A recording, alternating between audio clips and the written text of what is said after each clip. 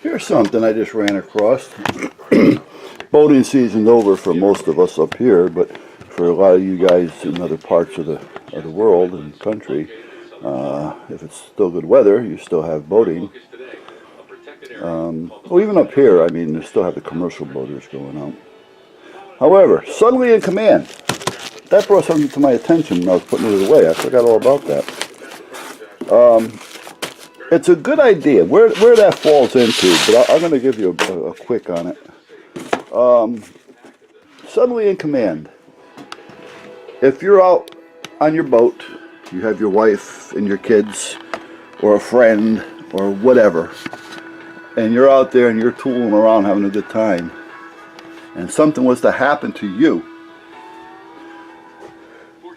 who else knows how to operate that boat sufficiently enough and the radio sufficiently enough to get help and to get you or that boat back safely?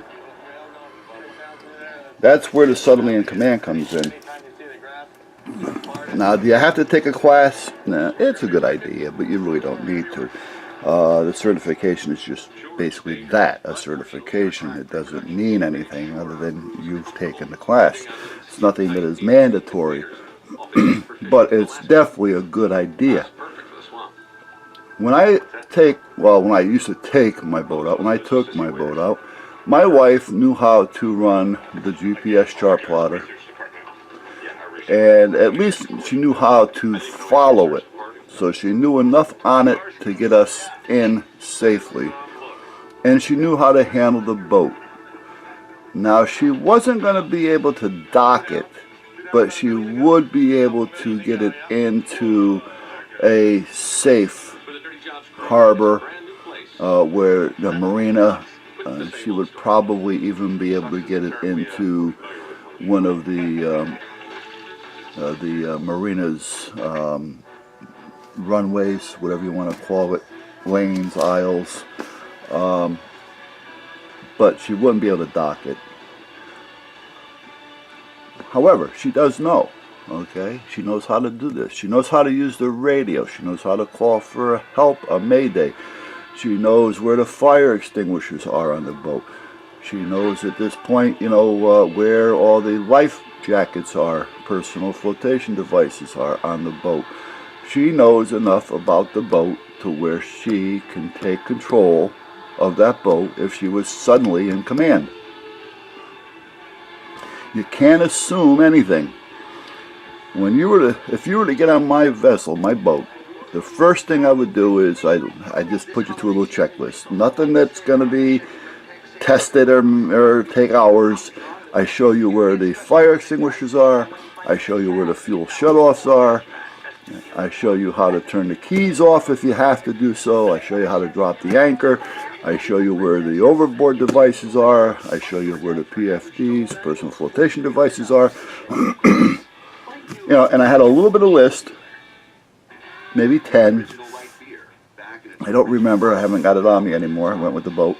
And I actually had it laminated, and I had it on the inside of the radar arch so that anybody at any time can just look at it. All right? It wasn't big. It wasn't gaudy. You wouldn't even know it was there. And if you've seen it, it looked almost like a documentation of some sort for the boat. But it was there. And that's the way it should be. Anybody that gets on your boat should know a little bit. And let them know that it's nothing to get worried about. Boating is fun. You don't plan on anything happening. But it's nice to know. And basically, that's what it is. So, because you want them to enjoy themselves. Now, another thing is, when I did boating, those orange life jackets that come with the boat, those are, first of all, really goofy looking. They're ugly. They're not comfortable.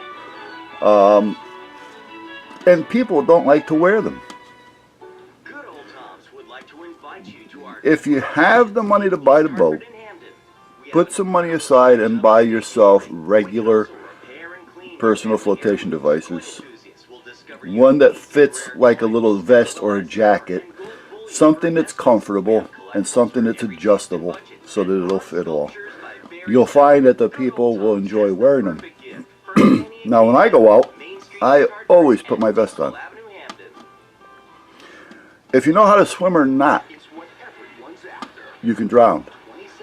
If you fall off the boat and bump your head and you're knocked unconscious, you're not going to swim. You're out there on the boat, you see land. It may look like it's only a few hundred yards, half a mile, quarter mile away. But when you start fighting the tides, you're going to realize that, you know what, it's further than I thought it was. You know, we're talking mile, 2 mile.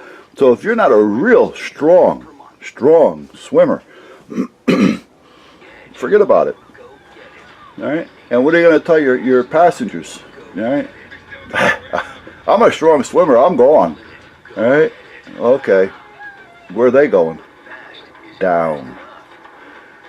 So you want life preservers, personal flotation devices, and such that people will feel comfortable wearing.